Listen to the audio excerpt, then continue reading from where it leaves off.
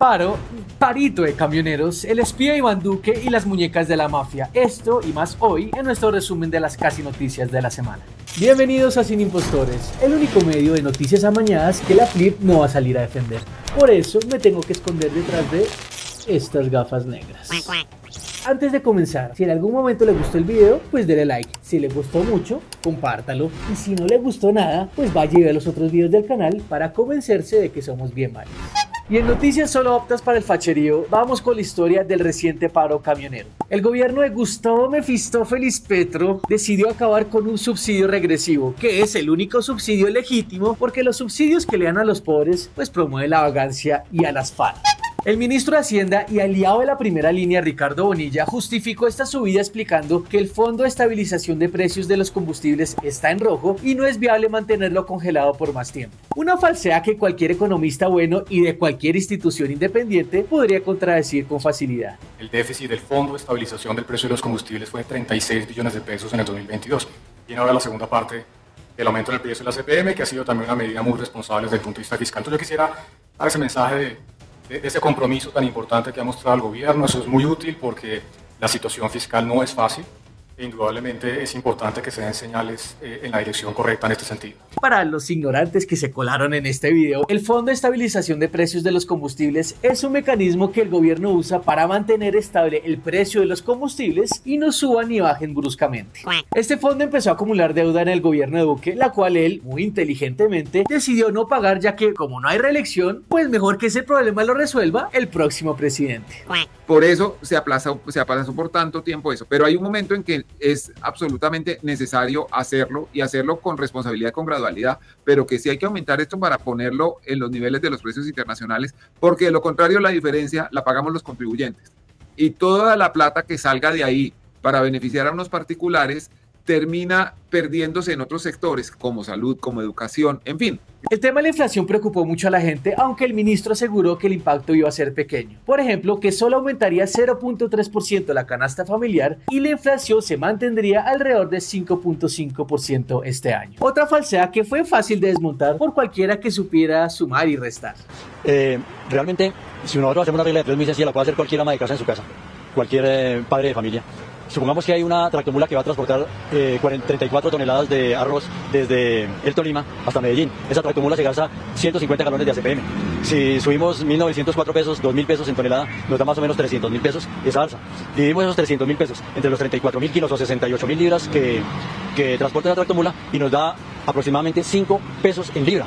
Lo que pasa es que los especuladores se han valido de eso justamente toda la vida para subir el precio de la canasta familiar, pero no es culpa del transporte ni de los camioneros colombianos esa alza. La regla de tres es muy sencilla, la afectación va a ser mínima y no como la quieren hacer ver a todo el país, de 30 o 40%, no es cierto. A pesar de las protestas y movilizaciones, el gobierno, no entiendo por qué carajos, estuvo dispuesto a hablar con los transportadores, aunque reconoció que el aumento del precio era inevitable. Entonces, ¿para qué reunirse con ellos si es que esa era su única exigencia? Con respecto al anuncio que viene haciendo Fede Trascarga con el señor Henry Cárdenas y la señora Nidia de Colfecar, yo les digo que los transportadores iremos a un paro cuando verdaderamente busquemos el beneficio de los transportadores. Cuando el primer punto sea una ley laboral para el transportador, cuando el segundo punto sea el 1 a 1, la regulación que estamos sobreofertados, cuando el tercer punto sea que ustedes cumplan el CISECTAD, cuando el cuarto punto sea un CISECTAD para la carga liviana, cuando el quinto punto sea que saquemos adelante esa ley de PA, ese proyecto de ley que está en el Congreso, que lo han hundido 14 veces, cuando se crea un fondo de reposición para la carga liviana. Entonces, en ese orden de ideas y colocaremos el ACPM como séptimo punto, pero no vamos a salir a pelear por el combustible para que ustedes se llenen los bolsillos. Pero además de las mentiras del gobierno, hubo congresistas del Pacto Histórico que también difundieron otras fake news, como por ejemplo el representante a la Cámara, Eduardo Sarmiento Hidalgo, que nos quiso tramar con que él era hijo de camionero, aunque no le vio el bronceado por ningún lado, y que por eso él sí entendía cuáles eran los verdaderos problemas del transportista pequeño. Y los generadores de carga no le pagan a las empresas de carga ni le pagan a los conductores lo que hay que pagar. Y a los conductores fuera de eso les cargan costos adicionales que no tienen por qué pagar.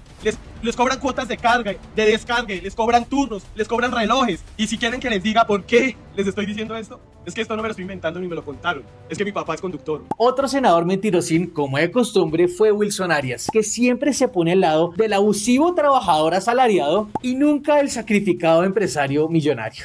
¿Cómo funciona el transporte de carga en Colombia? Las empresas transportadoras buscan en puertos y zonas comerciales la carga por transportar. Luego, esa empresa transportadora contrata al transportista. La empresa transportadora cobra, por ejemplo, 7 millones de pesos por transportar la carga y le paga al transportista 5 millones de pesos. Y hoy, la empresa transportista, que terceriza al transportador y que no le paga ni salud, ni pensión, ni prestaciones sociales, le dice al transportista, salga y bloquee porque por el alza en el ACPM le va a quedar menos plata. Cuando ni siquiera la empresa transportista le está garantizando condiciones mínimas de trabajo al transportador. Y después de momentos de angustia e incertidumbre como este, ¡Paren el paro! ¡Paren todo lo que les dé la hijueputa gana! ¡Pero dejen pasar el carro de Bavaria, hijueputa! el gobierno anunció que el paro había terminado y que llegaron a un acuerdo con las bases camioneras, haciendo 2 incrementos de 400 pesos este año.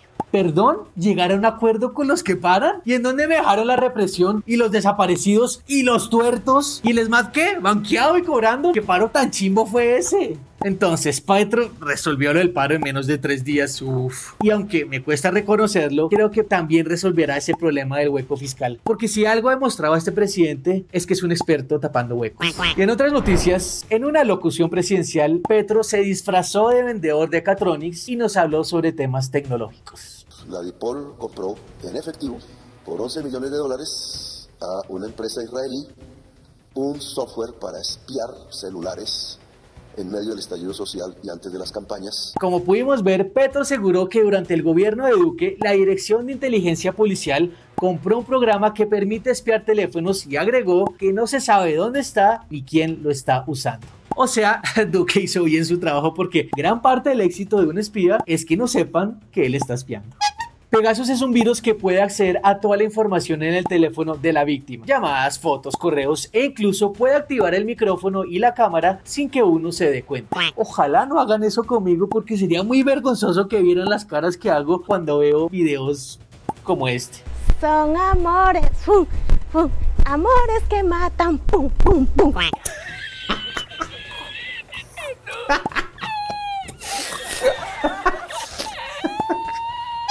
La compra del software se hizo con 13 millones de dólares en efectivo, los cuales provenían de dinero incautado al narcotráfico. Otra vez, felicitaciones a Duque, porque sería muy tontico pagarle a un espía con cheque de presidencia y subirlo al SECOP. A finales del año 2021, varios funcionarios colombianos viajaron a Israel para negociar la compra de Pegasus. Y aunque la compra de otros sistemas de seguridad sí fue pública, la de Pegasus se mantuvo en secreto.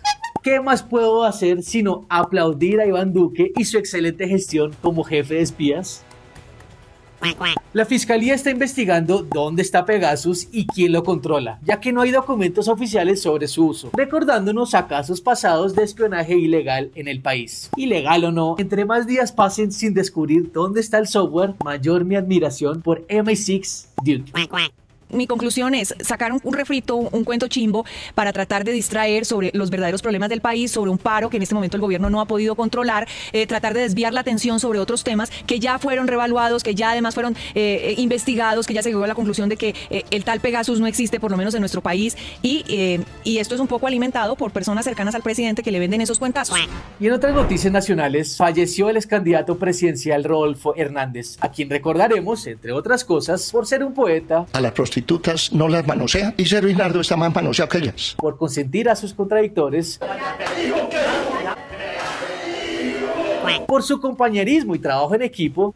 En las últimas horas se conoció un audio revelado por Caracol Radio en el que se escucha al excandidato presidencial Rodolfo Hernández exigir a su exfórmula vicepresidencial Marilyn Castillo la devolución de un dinero que al parecer le habría dado durante la campaña. Cuéntele, mientras que usted estuvo en campaña, ¿quién le pagó el salario a usted? ¿Sí? ¿En qué quedamos después? No, que si quedamos en la vicepresidencia, después le pagamos. Pero era la plata la que valía. Si era que le entrara plata. ¿En la vicepresidencia o de repente? No, solamente hablamos de... Yo sé que usted iba a ir con eso. Sí, solamente hablamos de... Bueno, ya empezó. Y cómo no, por tener mejor vida que Leonardo DiCaprio.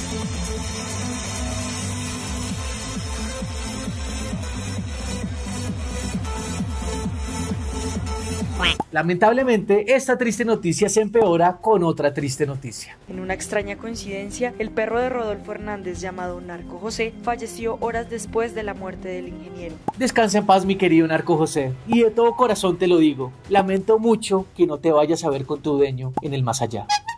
Por las siguientes declaraciones, el presidente Gustavo Petro fue tachado de misógino y machista. Pero malos los jóvenes que protestan acá, las periodistas del poder, las muñecas de la mafia, construyeron la tesis del terrorismo en la protesta y la criminalización del derecho genuino a protestar y a decir basta. Y yo, en defensa del presidente, sí será un misógino, será un machista, un patán y un cavernario, pero nunca será un mentiroso. Fue tanta la molestia que generaron sus declaraciones que incluso medios independientes mostraron su rechazo. Los mismos medios que Vicky Ávila, presidenta 2026, mandará a perseguir y clausurar. Y eso fue todo por hoy. Ya saben, cualquier opinión, sugerencia, insulto o amenaza me lo dejan en los comentarios. Si les gustó el video, denle like y sobre todo compártalo. Si no les gustó el video, allí mire el resto de videos del canal para darse cuenta que no somos tan malos. Muchas gracias por su tiempo y nos vemos muy pronto.